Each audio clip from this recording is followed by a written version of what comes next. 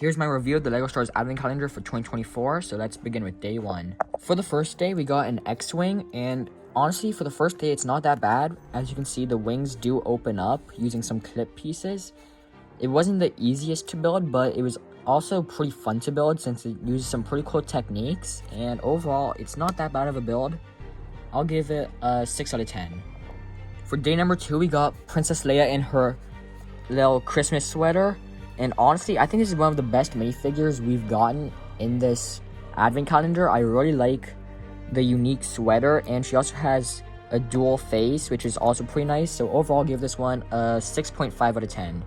The third day brought us a TIE Fighter, and honestly, I really like this one. I think the blue looks really good considering that it was based off the old UCS one from back in the day, and honestly, I think this is just a really good build. I'll give this a 7 out of 10. The next minifigure we got is for day 4, and it was a B2 Battle Droid. Same one we got in the 2024 Battle Pack. And honestly, great minifigure. Not much to complain about. So I'll give it an 8 out of 10. For day number 5, we got an AT-AT, which honestly looks really good. And it was quite complicated to build, and it took me, I think, 2 or 3 tries to fully build this correctly because the pieces are quite small and a little hard to read the instructions because they do suck since it's advent calendars and they don't have proper instructions. But overall, I think this is a pretty good mini build, but I think that a little bit of printing right here could have gone a long way, but I get why they didn't do that. So overall, I'm going to give this a 6 out of 10. For day number 6, we got a Y-Wing, which once again took me 2 or 3 tries to build. Not because it was complicated, I just kept doing a few things wrong.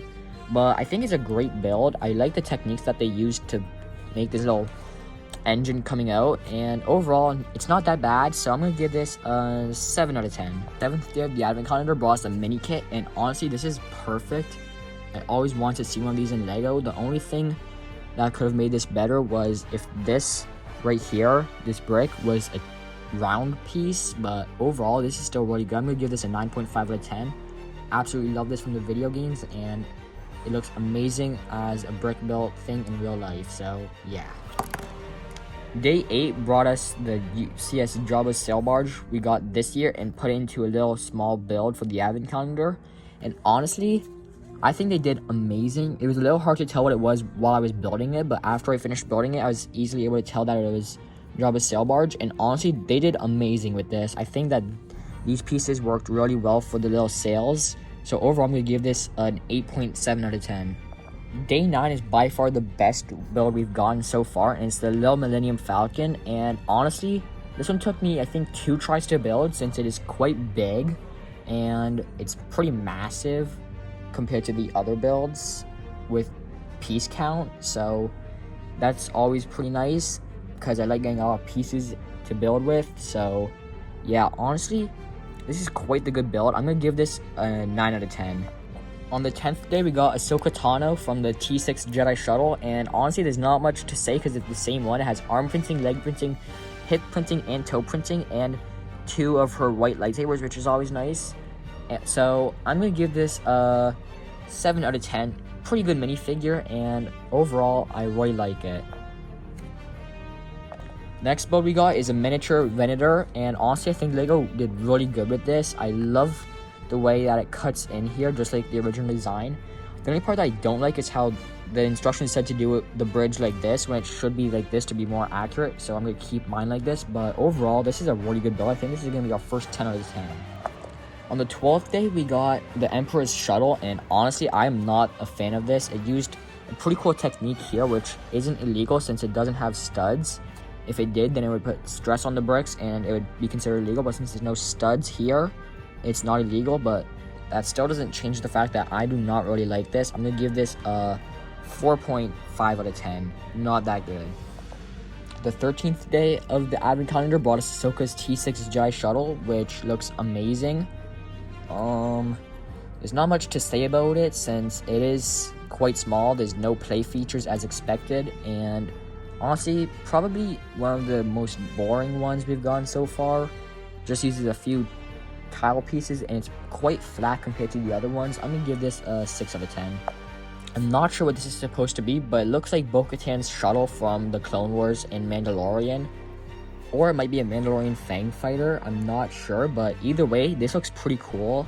It's quite flat, which is okay for this build, since if it's supposed to be a Fang fighter, then it is pretty on point with what it's supposed to be. Overall, I'm going to give this a 7 out of 10. Not too bad. The 15th day brought us a 501st Clone Trooper with no accessories and just a regular gun and classic face, and he still has the helmet holes, so not the best, but it is a fine addition to my collection. So I'm going to give this a 7 out of 10, and I'll change it to an 8 out of 10. This is a pretty good minifigure. There's not too many problems with it. Day number 16 brought us the Ghost from Star Wars Rebels in the Ahsoka show. Lots of things from the Ahsoka show this year. I think it's quite good. Not too much to say about it. It's quite big compared to most other ones. It's kind of like the size of the Millennium Falcon, but a bit bigger, so that's always nice. Overall, I'm going to give this a 7 out of 10. Next minifigure is Luke Skywalker in his holiday sweater, so I think this is a pretty good minifigure. Got some nice exclusive printing right here once again, and dual face, just like Leia.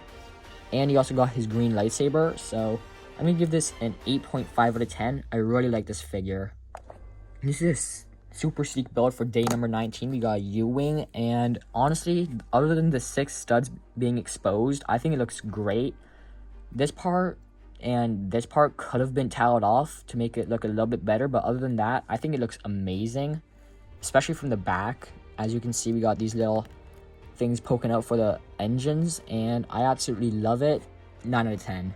The 19th day of the advent calendar is probably the worst, as it's Yoda Starfighter, which honestly, I do not like the way this build turned out. It looks really weird, and overall does not look that good. We can see R2-D2 in the cockpit here, and I guess that if you take the chrome off, or not chrome, but like clear piece, I guess we could say this is Yoda, but I don't know. That's just my imagination, but like, this is just not that good of a build. I'm gonna give this a 3 out of 10.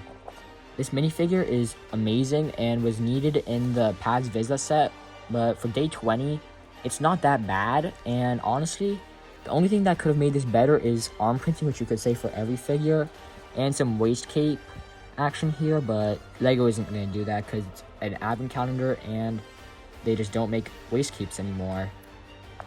Overall, I'm going to give this figure an 8 out of 10. It should have been in the Paz Vizsla set, but oh well. Day 21 brought probably one of my favorite builds, being Rita's Fortress from Rogue One, and I absolutely love this build. I think LEGO did amazing at capturing the design of it, and overall, I'm going to give this another 9 out of 10 because it looks super good, and I love the techniques that they used to make this build taller than it should be, as they used a small piece on their side, which is always pretty cool to see. Day number 22 brought us the Razor Crest, and this looks phenomenal. It's once again pretty massive compared to the other ones that we've gotten, and it is really good. I really like the way that it looks, and overall this is pretty good. I'm gonna give this a 7.9 out of 10. On the 23rd day, we got a land speeder, and it looks pretty good. I do like it. I think that the two micro figures in there are pretty cool. As we can see, we got C-3PO on this side, and I think that would be Luke Skywalker right there. So yeah, pretty cool, and I really like this build. I'm gonna give this a 7 out of 10. 8 out of 10. Never mind, I changed my mind. 8. The final day of the advent calendar brought us this ship from the Young Jedi Adventure show. I don't remember what it's called, but honestly, if this is what's supposed to be, which I think it is, I'm 98% sure it is, it looks pretty good. It's pretty big once again, just like some of the other ones, and overall, I'm gonna give this a 7 out of 10 because it is quite hard to tell what it is, because if you don't watch the animated stuff, especially if it's a children's show, you won't understand what it's supposed to be. But since I'm a Star Wars nerd, of course I've watched it and I liked it. But that's besides the point. This is a really good build. 7 out of 10. Comparing these builds, we got the advent calendar of 2022, which is missing a piece from the Razor Crest, and it's pretty cool, but I much like this new one way better. So yeah, here we have Vader's Sandcastle Fortress and his regular fortress, which the regular one is much bigger, and which makes sense, but I think I like this one better still. This one's still really good, but I like this one way better. It's way more detailed, and overall, I like it a lot more. For our last comparison, we have the 2023 Advent Calendar Luke's Land Speeder and the 2024 Luke Land Speeder. And the comparison, it is much smaller than the new one. As you can see, it's about a whole plate smaller, which sucks. I like the old one way better. This one just doesn't look as good either. I think this one looks way better. But overall, I think this one's better. But that's just because it's bigger and a little bit more accurate, I think. But let me know what you think.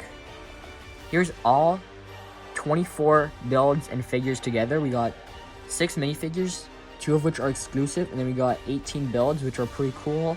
Some of them are great, some of them not so much. And yeah, overall, I give this whole Advent Calendar about a 7 out of 10, maybe a 7.5. But yeah, overall, this is great builds and figures. I hope you have a very Merry Christmas and a Happy New Year. And if you want to subscribe, that'd be awesome. If not, I totally understand, but yeah. Happy New Year and Merry Christmas, everyone.